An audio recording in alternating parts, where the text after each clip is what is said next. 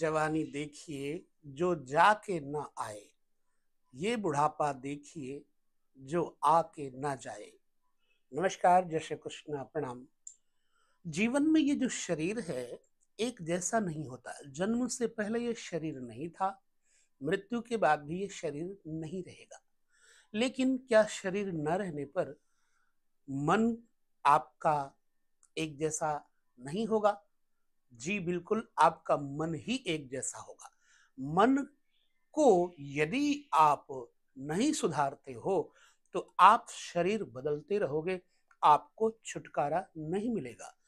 ज्योतिष के हम जो संदर्भ दिया करते हैं, काम संबंधी, वासना संबंधी, उनका एक लक्ष्य है, एक अभिप्राय है कि आपके जन्म कुंडली में यदि काम भोग वासना वाले ग्रह हैं तो आपको सदैव सतर्क होकर के भजन, स्मरण, मंत्र, जप इत्यादि करना चाहिए। मेरा उद्देश्य ये नहीं है कि ये वीडियो चलाने के लिए मैं कहता हूँ। मेरा उद्देश्य है, यदि आपकी जन्म कुंडली में ऐसे सूत्र मिलते हो तो आपको सचेत सदैव रहना चाहिए। इन ग्रहों का एक ही तोड़ है और वो है हरिस्मरण, हरि संकीर्तन, नाम जप, सत्संग, साधु सेवा। यदि आपकी जन्म कुंडली में बुरे से बुरे ग्रह हैं तो भी सच्चे और सुच्चे हो जाएंगे। हम आपको काम संबंधी विषय जो दिया करते हैं, कई लोग उस पर ये टिप्पणी करते हैं कि आप काम गुरु हैं। संभवतः यहाँ संसार में सब काम के ही गुरु हैं। कोई भी गुरु है तो वो सत्य राम गुरु है। राम ही सबके गुरु हैं और राम की फैलाई हुई माया सभी संसार को नचा रही है। ज्योतिष के संदर्भ को लेकर के ही हम आपके साथ चर्चा करेंगे और चर्चा करेंगे फिर पुनः काम भाव की, कि यदि जन्म कुंडली में आपके ऐसे योग हैं, स्थिति बनती है, तो आपको सचेत सावधान रहना चाहिए। आइए हम जन्म कुंडली के इस सूत्र को पुनः समझते हैं और वैदिक ज्योतिष सिद्धांत को लेकर आपके साथ हम चर्चा करते हैं। कौन सी चर्चा है? आइए हम उस सिद्धांत को लेते हैं जो यदि आपकी जन्म कुंडली में या आपके किसी संबंधी की जन्म कुंडली में है तो आपको उसे सचेत करके सावधान करना चाहिए कि आपकी जन्म कुंडली में ऐसे ग्रह हैं, आपको सत्कर्म करना चाहिए। तो मेरी प्रेरणादायक स्थिति को आप समझ सकते हो तो समझें, मेरा उद्देश्य समझें। जन्म कुंडली में एक से अधिक स्त्रियों की तरफ आकर्षण मनुष्य का होता है तो जातक यानी मनुष्य को, या स्त्री पुरुष कोई भी हो, उसको अधर्ममयी आचरण युक्त कहा जा सकता है। अधर्म से बचने के लिए, बचाने के लिए उसकी बार बार पुनरोक्ति करनी अच्छी बात नहीं है, परंतु सावधानी तो करना ही चाहिए। आइए, जन्म कुंडली में 2, 6 और 7 ये ऐसे घर हैं जिनके बारे में हमें समझना चाहिए। दूसरा घर जातक का वाणी का है, भोजन का है, जातक के परिवार कुटुंब का है, जातक के जीवन साथी की आयु का है, और दूसरा घर मनुष्य को भोग भाव की ओर मुड़ने वाला भी है। तो दूसरा, छठा और सातवां ये ऐसे घर हैं जिन्हें हमको बहुत सचेत होकर के देखना और पढ़ना समझना चाहिए। दूसरे, छठे, सातवें भावों के स्वामी जब किसी की कुंडली में शुक्र के साथ बैठे होंगे और उस पर कोई शुभ ग्रह की दृष्टि ना हो और ना ही शुभ ग्रह देखता हो। दूसरे, छठे, सातवें घर के स्वामी यदि शुक्र के साथ हो, उस पर किसी शुभ ग्रह की दृष्टि ना हो और वह पाप युक्त हो, मतलब पापी ग्रह देखते हो या पापी ग्रहों के साथ बैठे हो, तो पर पुरुष और पर स्त्रीगामी जातक होता है। इसमें ना स्त्री का नाम लिया है मैंने, ना पुरुष का नाम लिया है। यदि इन पर शुभ ग्रह की दृष्टि पड़ती हो, जैसे बृहस्पति इत्यादि की, तो जातक पर पुरुषगामी या पर स्त्रीगामी नहीं होता। 1 और 6 यानी लग्न और छठा भाव यदि पाप युक्त हो तो भी व्यक्ति कुमार्ग पर चलने वाला तथा परगामी होता है। ये मैंने आपको संदर्भ दिया था। 1, 6 और 2 लग्न दूसरा घर छठा घर। लिखा है लग्नेश्वरे शत्रु कुटुंब नाथे पापैर युक्ते वा यदि दार राशौ सौरे सपापे यदि दारनाथे जाता पर स्त्रीषु रतः कुटुंबे। लग्न दूसरा छठा ये भावेश पाप युक्त होकर सप्तम में बैठे हों। लग्न का स्वामी दूसरे घर का स्वामी छठे घर का स्वामी यदि पाप युक्त हो करके सप्तम घर में बैठे हों, पाप युक्त हो और शनि हो सप्तमेश द्वितीय भाव में गया हो, तो इन स्थितियों में व्यक्ति परगामी होता है। किंतु मैं आपको कहूंगा यदि बृहस्पति की दृष्टि या बृहस्पति का स्पर्श किसी भी तरह का शुभ बृहस्पति से हो जाता है, शुभ चंद्रमा देखता है, पूर्ण चंद्रमा देखता है, तो जातक कतई परिस्थितिगामी नहीं होता, मुड़ते मुड़ते वापस आ जाता है। सप्तम भाव का स्वामी राहु केतु के साथ होकर के बैठा हो, पाप दृष्ट भी हो, सप्तम भाव का स्वामी राहु केतु के साथ हो और पाप ग्रह विपरीत शत्रु ग्रह यदि देखते हो और दूसरे सातवें तथा दसवें, दूसरा घर सातवां घर और दसवां घर कर्म भाव, यहां पर यहां के भावेश जो दसम भाव में हो और दूसरे सातवें 10 भावेशों में से कोई भी चतुर्थ में चला गया हो तो व्यक्ति परगामी होता है। अब जन्म कुंडली में यह चर्चा तो मैंने की, दूसरा एक और सूत्र देख लीजिए। सप्तम भाव लिखा है छीड़े शशांके यदि पाप युक्ते, छीड़े शशांके यदि पाप युक्ते दारस्थिते तन्ने कलत्रगामी लग्ने सपापे यदि दारनाथे जाता पर स्त्री सुरतः कुमार्गी। मतलब सप्तम में पाप युक्त क्षीण चंद्रमा हो, क्षीण चंद्रमा अमावस्या के निकट का, दसवीं से बाद जो चंद्रमा एकादशी द्वादशी त्रयोदशी चतुर्दशी या अमावस्या का हो वो पापी चंद्रमा हो गया। सप्तम भाव में पाप युक्त क्षीण चंद्रमा बैठा हो, अथवा यहां पर शब्द को पकड़िएगा, अथवा पाप युक्त सप्तम भाव का स्वामी लग्न में हो, तो जातक इन दोनों स्थितियों में व्यक्ति परिस्त्री से संबंध रखने वाला होता है। ये तो हो गई परिस्त्रियों की चर्चा। बार बार हम कहेंगे कि यदि आपके जीवन में कलंक नहीं है तो आप निष्कलंक होने के नाते पवित्र पोपात्मा शुद्धात्मा बिल्कुल पुण्यात्मा होकर के जीवन को सहज जी सकते हैं। धन हो या निर्धन हो इसका कोई मतलब नहीं। धन का महत्व केवल भोग तक है, साधन तक है, धन साध्य न बनने पाए। चलिए, स्त्री को कष्ट योग भी हमें जानना चाहिए।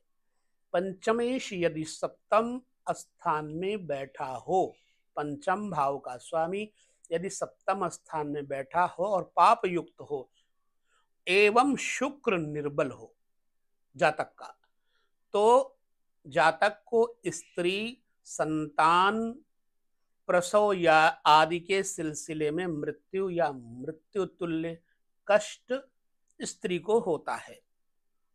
समझिएगा मेरा उद्देश्य क्या है, ज्योतिष को शुद्धता से समझाने का।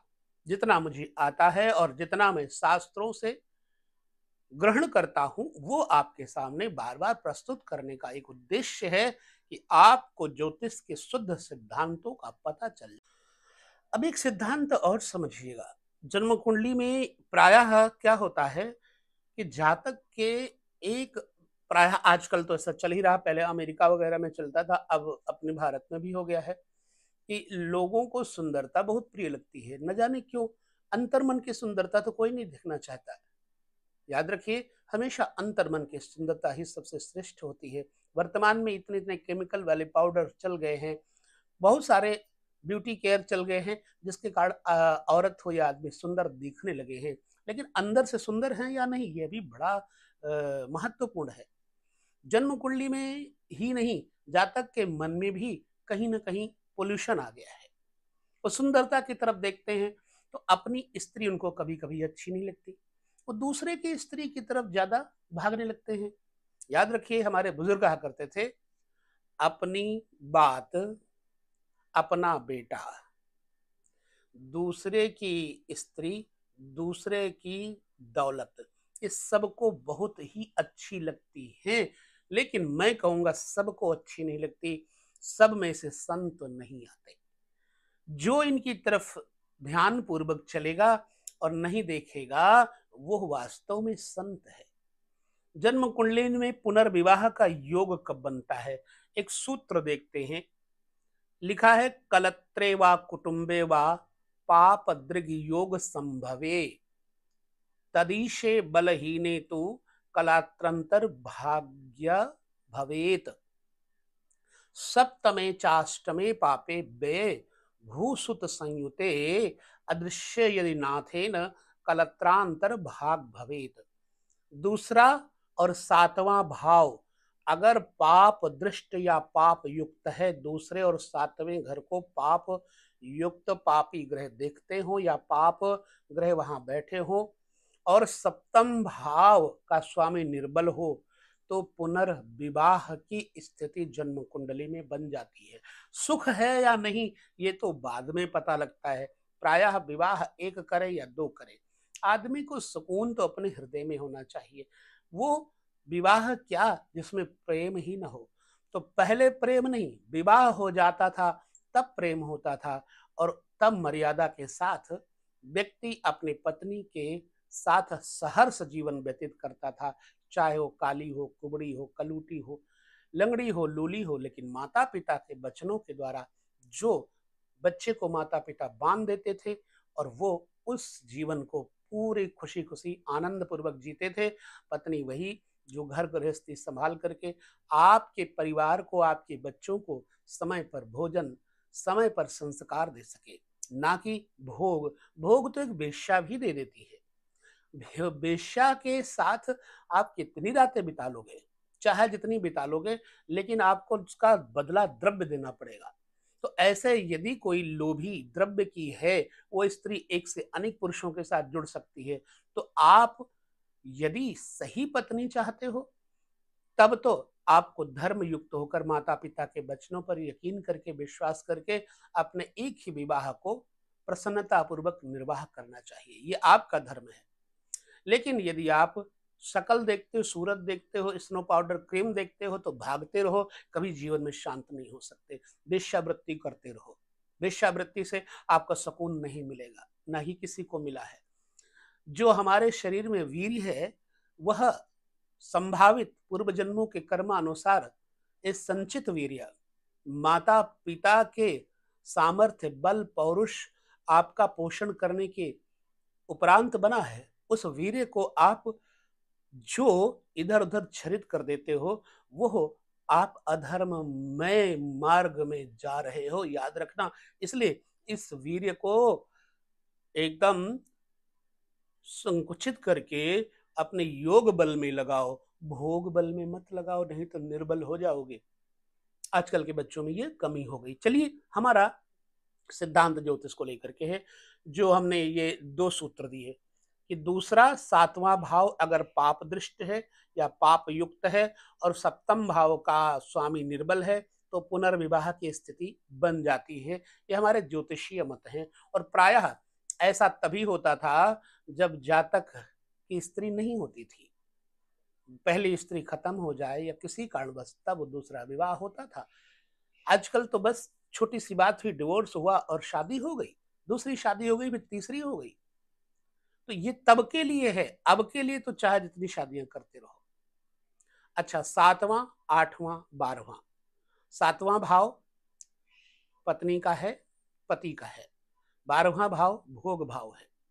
सातवां, आठवां मृत्यु स्थान है, शमशान स्थान है। सातवां, आठवां, ये 12 भाव में मंगल बैठा हो, मतलब 3 जगहों पे, 7वें, 8वें या 12वें भाव में मंगल बैठा हो, और उसे सप्तमेश बिल्कुल ही न देखता हो, तो जातक के पुनर्विवाह के योग बन सकते हैं।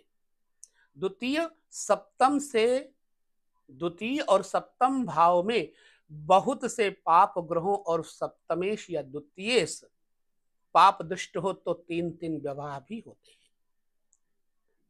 यह भी सूत्र लिखा वित्ते पाप बहुत कई कलत्रे वा तथा विधे तदीशे पाप संदृष्टे कलत्र त्रय भाग भवे 3 विवाह होते हैं। लग्न दूसरा और सातवां ये भाव में पाप ग्रह बैठे हो और सप्तमेश नीच में बैठा हो तो 3 विवाह भी होते हैं। ये चर्चा बहुत बड़ी हो जाती है, वीडियो लंबा बन जाता है। अभी हम शेष और छोटे से वीडियो में चर्चा करेंगे। धर्म युक्त होकर के इसे समझने का प्रयास करिएगा। मैं बार बार कहूंगा, अपने को संयमित करके अपने वीर्य का संरक्षण करें और जीवन में सुंदरता की तरफ नहीं, शालीनता की तरफ दृष्टिकोण रखते हुए चलें। आप धर्मात्मा मनुष्य की योनि में जन्मे हो, शूकर कुकर की योनि में नहीं जन्मे हो। शूकर कुकर ऐसा काम करते हैं, जहां चाहे भोग लें, जहां चाहे टट्टी कर लें, जहां चाहे सो जाएं। तो ऐसा अगर आप भी करते हो तो उनमें और आप में क्या फर्क रह गया। सो मेरे प्रिय दर्शक भाई बहनों, निवेदन यही है, अपने को संवारो, बिगाड़ो मत, जीवन को अमृतमय बना लो। वीडियो में बस इतना ही। अगले वीडियो में पुनः आपके साथ किसी और विषय पर चर्चा करेंगे। सावधान और सावधानी के साथ साथ सत्कर्म की तरफ ही आपका मनोबल जाए, ऐसी आशा करते हुए लेते विदा। नमस्कार, जय श्री कृष्ण, प्रणाम।